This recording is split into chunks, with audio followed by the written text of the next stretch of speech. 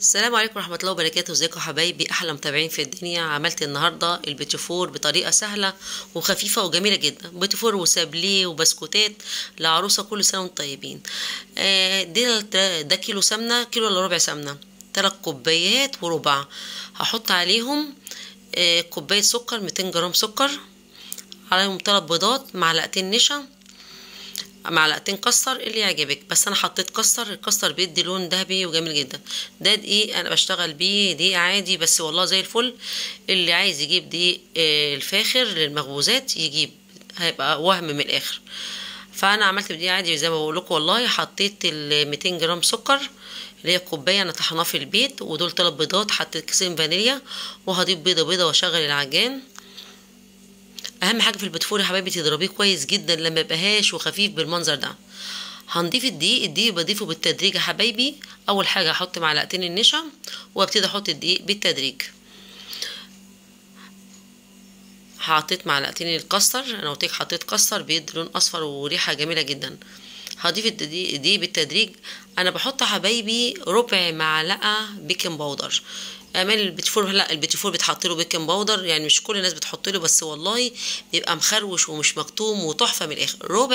اوعي تحطي كميه كبيره. شوفي الكيلو دوت حطيت ربع، يعني ربع معلقه صغيره. هقلب لغايه اما الم العجينه. حطيت الدقيق بالتدريج، ما حطيتوش كله. خد الكيلو الا معلقتين زي الفل. ممكن ياخد الكيلو ياخد معلقتين. انا بعمل تيست على فكره، قسمت العجينه نصين. بعمل تيست حبايبي، على اساس هعمل حبه بني وحبه هحط معلقه سمنه، هدوب في قلبيها الكاكاو وهضيفه. دول معلقتين كبار كاكاو اسباني، حسب اللون بقى، عايزاه بتفور فاتح غامق تزودي براحتك. انا حطيت معلقتين كبار. هعمل هزوقه مش بالمكنه، هزوقه بالقرطاس. هعمل كذا واحده من هنا ومن هنا، من البني ومن الابيض.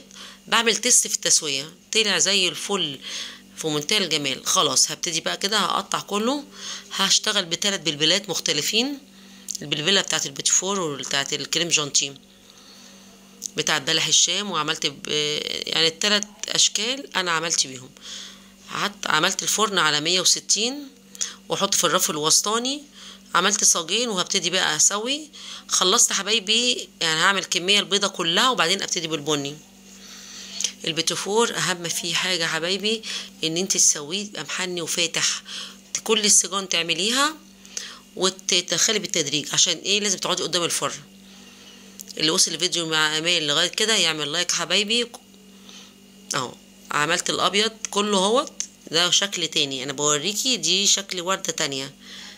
عملت ب3 بلبلات مختلفين.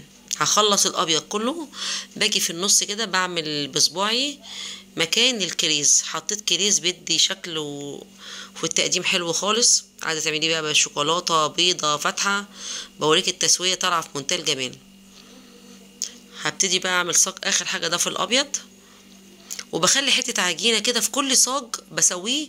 بحط واحده ابيض عشان تعرفي البني، يعني في كل صاج بني تحطي ورده بيضه. الله اكبر، الله اعظم. الفجر بيدا بقى حبايبي. لا اله الا الله محمد رسول الله. صلوا على النبي يا حبايبي وزيدوا النبي صلاه.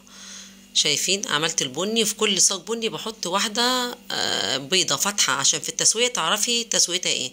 ما تسهيش عن التسويه، ده سهيت عنه شويه احمر بس هو فاتح، يعني هحشيه برضو مفيش مشاكل. وانا بحشي ممكن تحشي بمربى او تحشي بشوكولاته. المربى تتاكل في ساعتها، لكن الشوكولاته بتقعد معاكي وقت شويه. ده شوكولاته بيضه عملتها على الحمام ميه وحطيت معلقه زيت عشان تديكي لمعه. ده الابيض زوقته حبايبي فيرموسي. ده سوداني عملته زي فستق الكداب، حطيت عليه لون. ودي الشوكولاته البني هحط عليها فيرموسي. التزويق بقى بتاعك انتي، وهتلزقي البوتيفوريه زي ما قلتلك بالشوكولاته كده زي الفل، عشان تقعد معاكي فتره طويله. واي بقى عروسه اي بتاع يعني تقعد معاها فتره كبيره خالص. شايفين الجمال؟ عايزاكم حبايبي كل اللي وصل الفيديو يعمل اشتراك ولايك. السلام عليكم ورحمه الله وبركاته.